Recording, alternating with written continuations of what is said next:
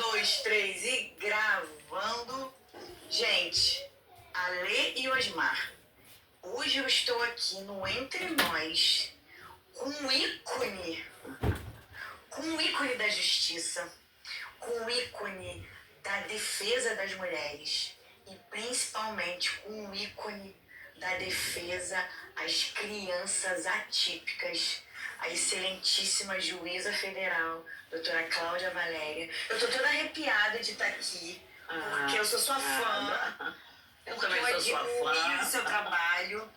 E eu quero te agradecer por receber o Entre Nós aqui no seu gabinete. A gente está aqui no gabinete da doutora Cláudia Valéria, na 4ª Vara Federal de São João, para ter um papo que eu tenho certeza que vai elevar muito você que está em casa e nós que vamos aprender com ela. Doutora Cláudia, muito obrigada pela sua presença. Para mim é uma honra muito grande. Você é uma amiga querida, uma profissional maravilhosa e que também me inspira todos os dias e cujo trabalho eu admiro também.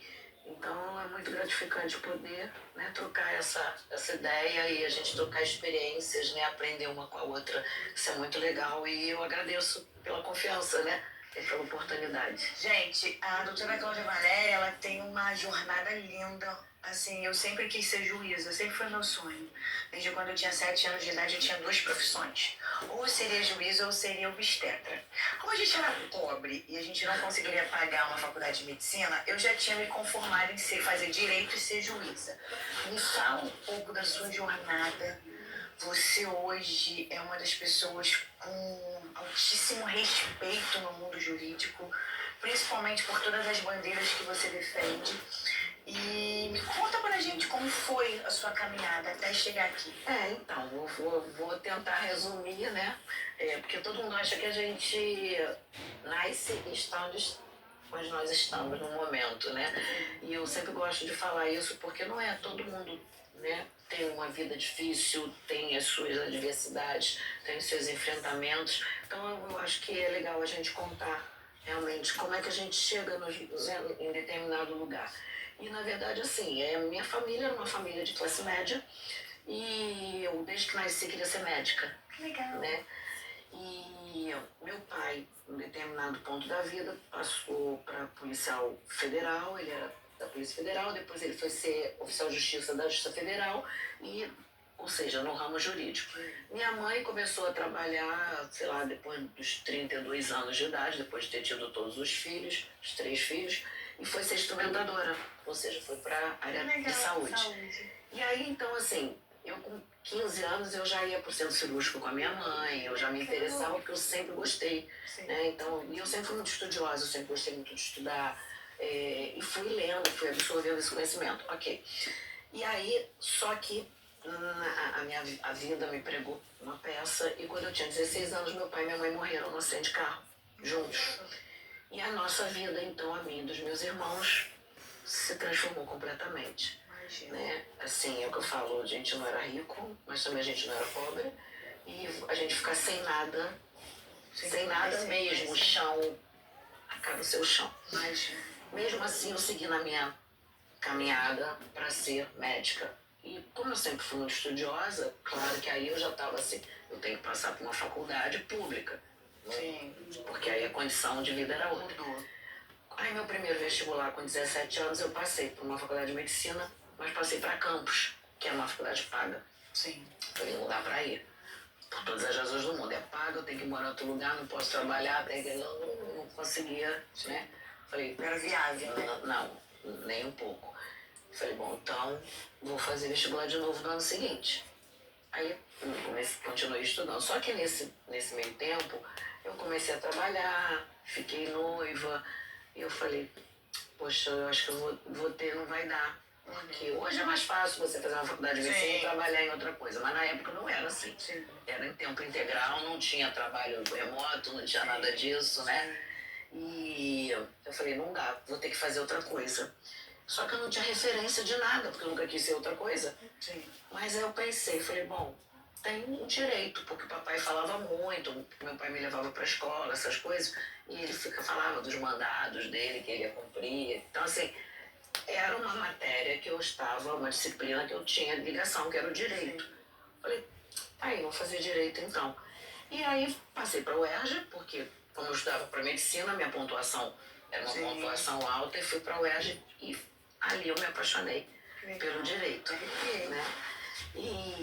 Mas só que eu sempre procurei tudo na minha... Claro que eu acho que a gente tem que fazer o que gosta, não importa o que seja, mas o que gosta, porque o nosso comprometimento é maior. Verdade. Quando a gente gosta. Isso não significa que mesmo quando você não gosta, você não tem que ser comprometido. Sim. Eu acho que tudo que a gente se propõe a fazer na vida, a gente tem que ter comprometimento. E eu sempre fui assim a minha vida inteira. Só que eu, de fato, me apaixonei pelo direito, mas nunca me desapaixonei da medicina. Só que acaba, que é o que a gente estava conversando antes, né? Não é só a medicina física, né? A medicina do corpo, a medicina da alma, da mente. Então, assim, a medicina sempre esteve muito ligada ao direito, no meu modo de pensar. E aí eu comecei a advogar, até porque, assim, mesmo como advogada, ou qualquer outra carreira, profissão da carreira jurídica, você tem que saber minimamente entender um pouco do comportamento humano. Pessoas, né? Toda pessoa, Pessoas. Não adianta, a área de humanas é assim. As disciplinas são interligadas. Então eu nunca perdi um contato, vamos dizer assim, com a medicina. E aí depois eu comecei, eu falei, vou fazer concurso que eu quero ser juíza. Ou quero ser promotora de justiça. Eu nunca quis ser defensora pública, não pela carreira em si, porque eu acho brilhante. Os defensores são maravilhosos, mas eu tinha uma coisa assim, eu vou ter que... Não, vou ter que defender um estuprador e eu não vou conseguir. E eu não posso negar o meu juramento. Porque na advocacia você pode negar cliente. Mas como defensora não, eu seria obrigada. Só que eu não ia fazer aquilo bem feito. Porque o meu eu não iria permitir. Então eu nunca fiz prova para defensora. Comecei a fazer para o Ministério Público e para a magistratura. Que eram carreiras que eu achava que eram bastante... tinham a ver mais comigo. E aí assim começou a minha saga, né? Só que eu já tinha meus 3 filhos, era separada, já tinha meus 3 filhos, então estudava, trabalhava e cuidava de filho. Então é outra coisa também que eu sempre falo, esse negócio de dizer pra mim que ninguém tem tempo, não cola, porque é uma questão de organização, né? E disciplina, prioridades. Então assim, eu nunca deixei de fazer nada, eu tinha minha vida social. Claro que quando no avanço do estudo, quando você chega em fases mais avançadas, você tem que escolher, né? É um esforço por um sucesso. Então você abre mão de algumas coisas, tá? Inclusive meus próprios filhos sofreram muito com isso, a infância dos meus 2 filhos mais velhos, principalmente, porque eu trabalhava muito, eu trabalhava praticamente em 3 lugares. Ainda tinha cursinho para estudar. Depois, então, a infância deles ficou um pouco, né, prejudicada com isso.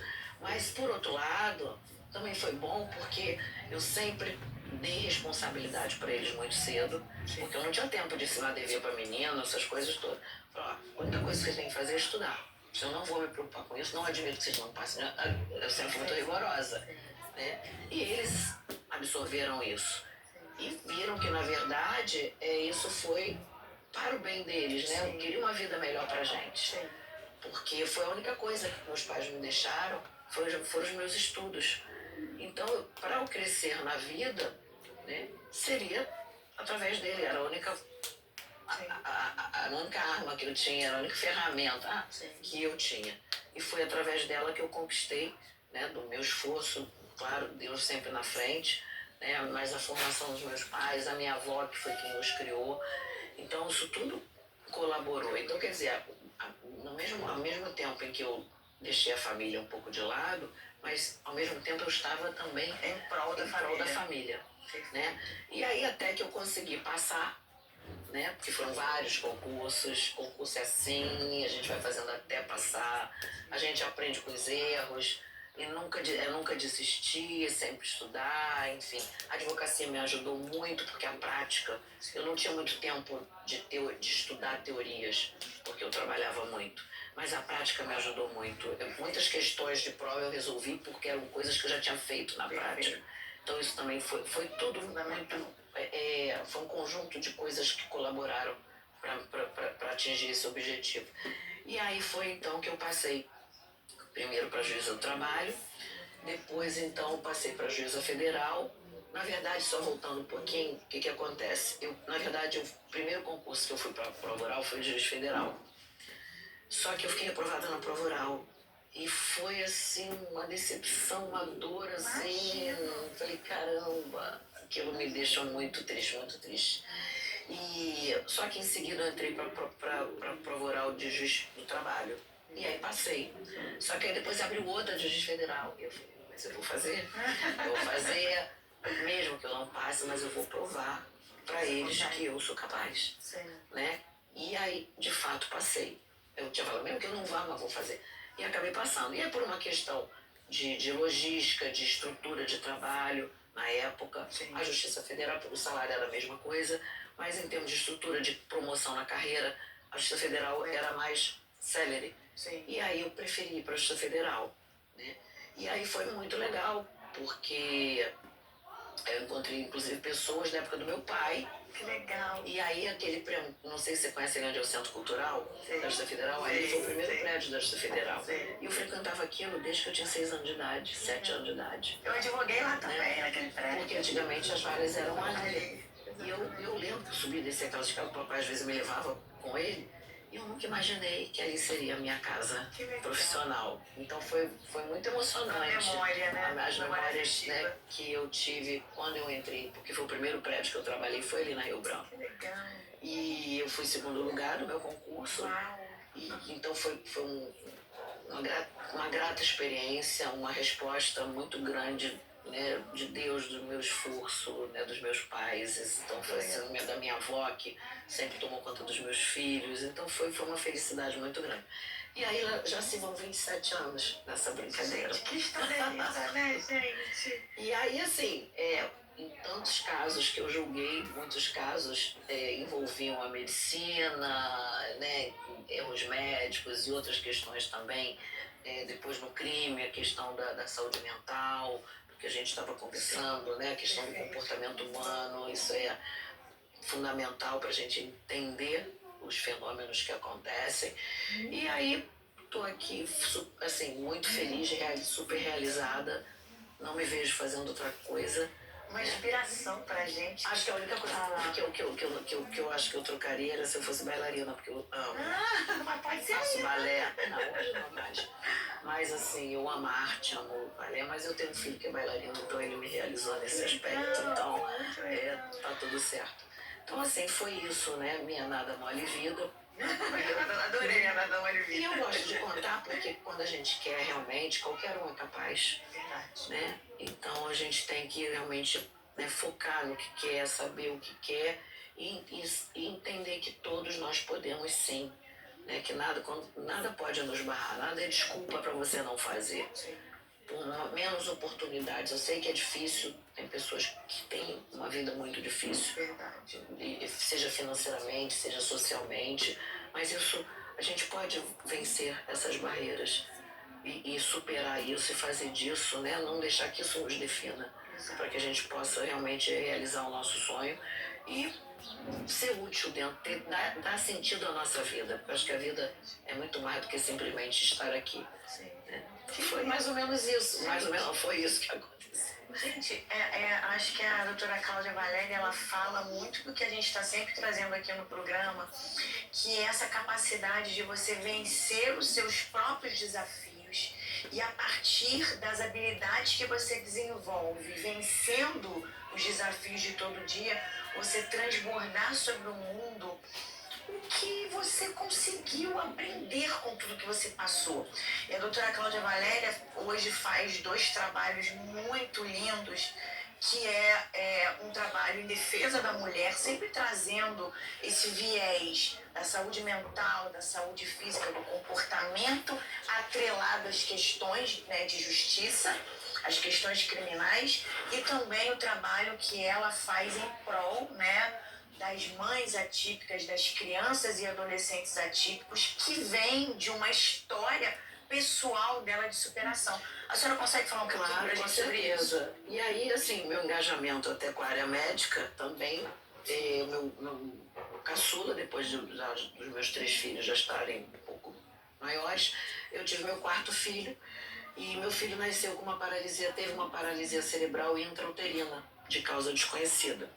E em razão dessa paralisia, ele, além de microcefálico, ele ficou tetraparético, ele não tem movimentos voluntários, ele não anda, não fala e se expressa de uma forma diferente, né? De uma forma corpórea, uma forma sensorial, enfim. E em razão do Gabriel, eu acabei indo estudar, né, não só a questão neurológica, mas eu fui buscar para eu entender não o que tinha acontecido, porque para mim o que tinha acontecido já tinha acontecido, eu não tinha como mudar. Exato. Né? Porque a paralisia cerebral não é uma doença, ela é uma questão que acontece, né?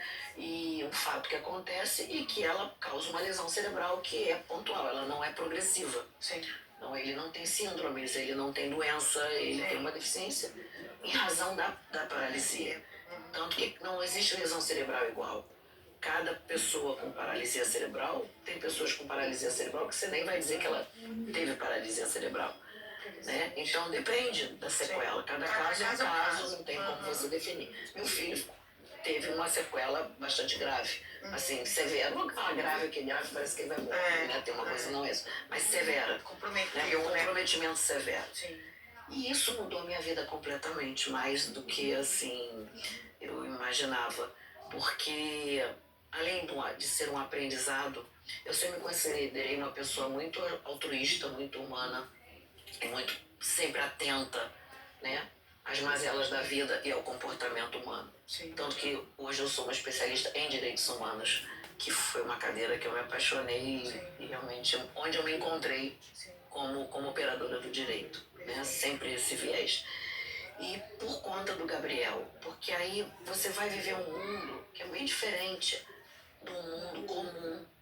Você vai entendendo como é aquele viés dos grupos que são vulnerabilizados, dos grupos que são marginalizados, até mesmo tem a ver com a história da própria deficiência, né? Porque a deficiência teve várias fases da humanidade.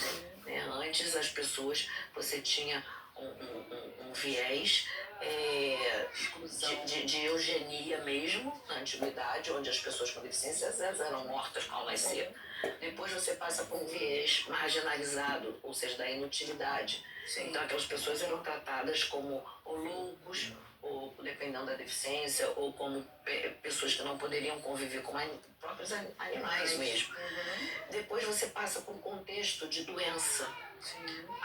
E todos os conceitos absolutamente equivocados, né? Depois do pós-guerra é que esse segmento de pessoas passou a ter uma atenção da sociedade, um espaço maior, porque no pós-guerra, muitos mutilados de guerra, né, tiveram que a sociedade, o Estado tinha que dar conta dessas pessoas com a capacidade cognitiva absolutamente preservada e, claro, a ciência, a medicina, a ciência, buscando entender o que significava. Né? Até que nós hoje passamos para quê? Para o modelo social da deficiência. Então, o que significa dizer? E eu gosto sempre de frisar.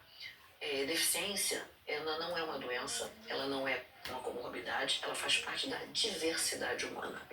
Então, assim como nós temos pessoas de outras raças, de outras religiões, de cores e etnias diferentes, nós temos pessoas com deficiência. É uma característica, pessoas né? com gênero, né? Com diversos gêneros, então é uma característica, faz parte, inclusive, hoje nós temos uma convenção internacional dos direitos da pessoa com deficiência e que textualmente diz a deficiência faz parte da diversidade humana. Então, é um modelo completamente diferente de tudo que a gente já vinha aprendendo.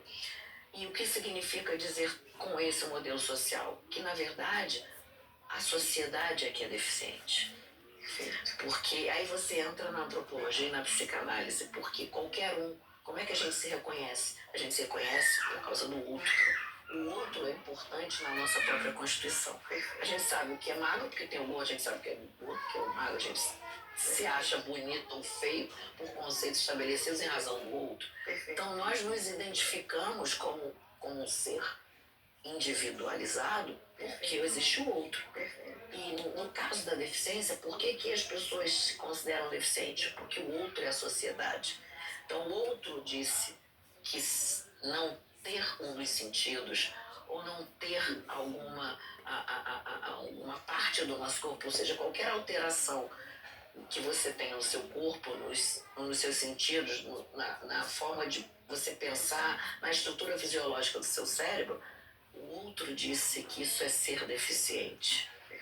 Então a deficiência não está na pessoa, está na sociedade. Por quê? Porque se a sociedade não estabelecesse isso, o que ela seria? Ela seria adaptada para qualquer tipo de diversidade humana. Ela estaria preparada para qualquer pessoa. Então você não teria nenhuma questão a ser resolvida. Olha, tudo bem, eu não tenho uma visão, mas eu tenho tudo aqui. Isso não me coloca como uma pessoa deficiente, porque eu tenho as mesmas oportunidades que eu sou. Então, esse é o conceito de deficiência que deve ser adotado e que ainda não é discutido, isso não tem discussão, mas é difícil de muitas pessoas entenderem. Não está incorporado, né? Até as próprias pessoas com deficiência às vezes não entendem determinados conceitos. Ainda fica atrelado ao conceito antigo. E, de certa forma, a humanidade ela tem retrocedido. Eu acho que no pleno estado contemporâneo, nós estamos lá na antiguidade. Porque se você for falar de eugenia, que é justamente a morte, né? Você matar pessoas por conta da deficiência. Hoje, metade dos países no mundo praticam a eugenia no que diz respeito aos abortos. Por quê? Permitem o aborto de fetos com deficiência, países até o 8º mês de gestação. Simplesmente pelo fato de serem fetos com deficiência. Pois isso era o pensamento da antiguidade. Estou falando ali antes de Cristo. Interessante. Então, como é que eu vou dizer que nós estamos avançando? Num estado contemporâneo, nós estamos voltando à era primitiva, praticamente. São conceitos. A questão da marginalização. Pessoas que ainda acham que o deficiente é inútil. Então, você volta à marginalização. Então, você vê assim, eu acho que nós ainda temos muito mais desafios do que avanços. Porque em muitas coisas nós estamos retrocedendo o pensamento. Porque a humanidade ainda não entendeu. E isso eu falo em relação à deficiência, que é claro que eu vivo hoje no meu dia a dia, em razão do meu filho, mas eu percebi isso em relação a todos os grupos minoritários. Exatamente. Porque eu falo de deficiência, mas isso se aplica a qualquer pessoa. Qualquer grupo que é considerado marginal, vulnerável. Porque se a gente consente a questão do aborto, por exemplo, sem aqui adentrar a questão do aborto em si, mas se a gente observa, é permitido um aborto de um feto com deficiência, se esses conceitos pegarem, daqui a pouco você vai permitir, se a ciência detectar, por exemplo, olha, esse bebê, esse feto aqui, ele é do sexo masculino, mas ele vai ser do gênero, ele tem o DNA dele, traz com ele uma genética feminina. Então vamos abortar. Tá entendendo o que eu quero chegar? Sim. É muito sério isso. Por isso que o judiciário tem que se posicionar muito seriamente em relação a essas questões. Porque a lei não vai trazer isso. E mesmo que ela traga, vai desaguar onde? No judiciário, para dizer se ela pode, se ela é válida ou não. E você abrir precedentes é muito sério. Sobretudo no que diz respeito à diversidade humana. Então não é por ser conservador, não é por ser moderno, não é por uma questão humanitária mesmo. Isso é muito sério. Então, o que eu falo da deficiência, em relação à pessoa com deficiência, ela serve para qualquer segmento, até porque nós temos que falar dessas exclusões. Porque a exclusão na vida não se dá só em razão da deficiência. Ela acentua, na verdade ela vai acentuar. E isso a gente chama de interseccionalidade, que são as características, né, de uma pessoa, em razão, ou seja, de deficiência, em razão da cor, em razão da sua vida social, econômica, idade, enfim. E quanto mais interseccionalidade, mais preconceito ela vai sofrer. Tanto que, já trazendo para a questão da violência doméstica, né, contra o gênero mulher, as mulheres pretas, e mais ou menos 83% da violência doméstica é praticada contra mulheres pretas. Dos casos de violência contra a mulher, 80% é contra mulheres pretas. Se forem mulheres deficientes, é mais ou menos em torno de 60%. Caramba. Ou seja, características quanto mais diversidade, maior o preconceito e maior a violência. Muito interessante isso. Então, se você for colocando isso, vai se somando, então elas têm que se falar. Sim. Elas não podem, eu não posso aqui só fazer menção à questão da mulher, à questão do deficiente, à questão do negro, né? A questão do etarismo, a questão social da pobreza ou da riqueza, enfim, é um conjunto de um combo. Ou seja, são os direitos humanos como um todo que nós temos que ter esse olhar. E isso me fez, claro, em razão do Gabriel, me fez não só viver isso na prática e sofrer o preconceito, e eu digo sofrer porque eu, como mãe de um filho que é totalmente dependente, é como se nós fôssemos um só. Porque tudo ele depende. Sim. Ele depende para andar, ele depende para ir ao banheiro, ele depende para ir fazer qualquer coisa. Então eu me coloco na primeira pessoa. Claro que nem todas as pessoas com deficiência têm essa questão, mas eu acho que as mães que possuem filhos como o meu vão entender exatamente o que eu estou falando. Perfeito. E às vezes a gente sofre mais até do que eles. Sim. Porque às vezes eles nem têm noção do que está acontecendo. Não. Mas você que está ali, eles não. Por eles. Sobretudo quando tem uma pessoa com deficiência que tem alguma deficiência no cognitivo, quando o cognitivo tem alguma alteração. Sim. Né? Algum déficit, alguma alteração. E eles não se preocupam com esse tipo de questão. Sim. Porque para eles está tudo bem. Então, assim, a gente que está mais reativa, vamos dizer, né, ao comportamento dos outros, ao que a sociedade oferece, né, a gente vai brigar, a gente vai sofrer mais. E a gente adora aquela briga, ela tem atenção. E eu brigo mesmo. Ela ensina nos eventos públicos a você incluir essas pessoas na forma de se comunicar. E, gente, uma aula. Eu acho que esse programa tinha que ter pelo menos uma hora pra gente trazer tudo que a doutora Cláudia contribui para o mundo. A gente tem um momento aqui no nosso programa, doutora Cláudia, que é o Além do Véu. O Além do Véu é um momento que você revela qual foi a habilidade que a senhora precisou desenvolver, que a senhora acha que foi a habilidade mais importante para você conseguir vencer todos os desafios que se apresentaram na sua vida. Ai, gente, que pergunta difícil. É que são tantas. Nem sei, sabe? Eu acho que hoje eu posso, assim, eu não digo vencer, porque eu sempre fui muito determinada.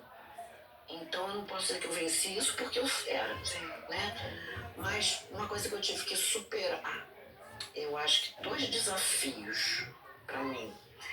A minha tolerância em relação ao outro, né? A perceber que nem todo mundo é igual. Então, às vezes, porque eu sempre fui assim, como às vezes você tem um raciocínio mais rápido. Como o outro não tinha aquilo mesmo, mas eu não posso querer que nós temos que respeitar as diferenças. Então, assim, eu respeitar a diferença, acho que é um... Empatia.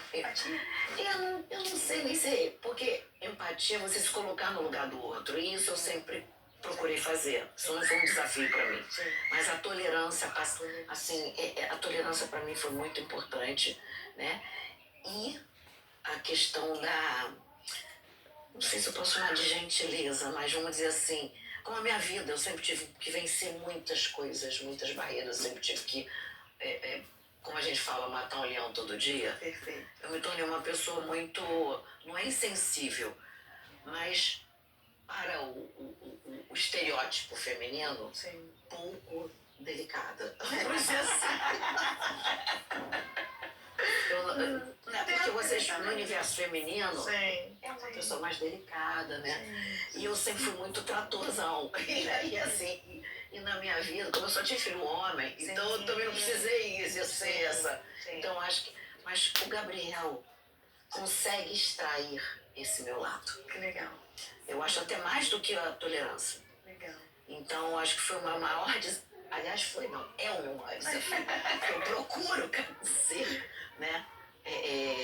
Ser essa questão não sei se eu posso chamar de gentileza, eu nem sei definir, mas eu acho que é essa coisa mais suave, essa suavidade, né? Porque vocês veem até meu tom de voz, às vezes as pessoas acham que eu tô brigando, não tô brigando. É a maneira, assim, minha maneira de ser. E a vida também. Sim. Me fez, me forjou dessa forma, né? Eu tenho até um terapeuta que eu tinha que ele falava, você é gostoso, igual o biscoito, é gostoso porque é fresquinho ou é fresquinho porque é gostoso? Entendeu? Tinha um biscoito que fazia. Então, assim, eu fui ser juíza porque eu sou assim ou eu sou assim porque eu sou juíza? Sim, perfeito. Mas acho que é uma coisa tá ligada à outra, a nossa personalidade, além do que nós somos taurinas, né, querida? Exatamente, deixa eu perguntar agora. Então esse nosso jeitinho não tão delicado também, porque eu acredito e os signos influenciam. Então eu sou uma taurina com ascendente em leão, então eu sou uma pessoa, eu digo assim, para não usar a palavra delicada, eu sou uma pessoa açucarada. Mas também não sou amarga. Gente, mas foi o meu véu, acho que o meu véu é esse. Eu amei isso aqui. Isso aqui pra mim foi uma aula. Foi um bate-papo super legal. Você é uma pessoa super agradável, eu sou sua fã. E essa não é puxar saco não, gente, porque ela tem uma história memorável mesmo. Ela venceu, ela vence todo dia, ela ajuda outras pessoas. Eu tive a honra de estar na Câmara Municipal. Eu até me emociono, porque eu vi pessoas com necessidades especiais lá, usando a tribuna com deficiência. Eu tenho que pode me corrigir, porque a gente ainda fica assim, né? E eu vi essas pessoas lá honrando a doutora Cláudia, dizendo do coração, porque aquilo foi tão do coração. Eu saí de lá aos prantos e fiquei cada vez mais sua fã. Eu quero te agradecer por você transbordar tanto no mundo. Eu quero te agradecer por você inspirar outras mulheres, porque ela está sempre impulsionando, ela está sempre... Eu quero te agradecer aqui no Entre Nós, pelo Rio Innovation. Gente, a doutora Cláudia Valéria me presenteou com passaporte lá no Rio Innovation. Vocês vão ver a matéria que a gente fez lá, inclusive ela vai estar lá. É verdade. E quero te agradecer por estar aqui no Entre Nós. Para os telespectadores da TV Gazeta, para o programa Netmix, a Lê e Osmar, eu tenho certeza que vocês ficaram tão emocionados com essa matéria quanto a gente aqui. Pelo menos eu fiquei super. E é muito importante, viu? Eu acho que a informação é muito importante. Hoje, com as ferramentas que nós temos, o que você está fazendo, assim, além da sua atividade, que é brilhante, mas você levar isso para o mundo é melhor ainda, né? Porque a gente não guarda só pra gente. E a gente também não vai ficar pra semente. Então a gente tem que ter pessoas que comecem a pensar e também deem continuidade a isso que a gente faz. Né? Obrigada mesmo. Fico muito feliz e conte comigo sempre.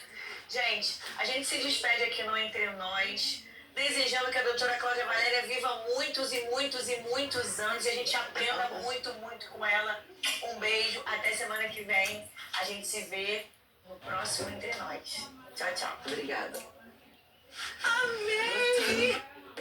Aí você quer que eu olhe pra você? Olhe pra lá, o que você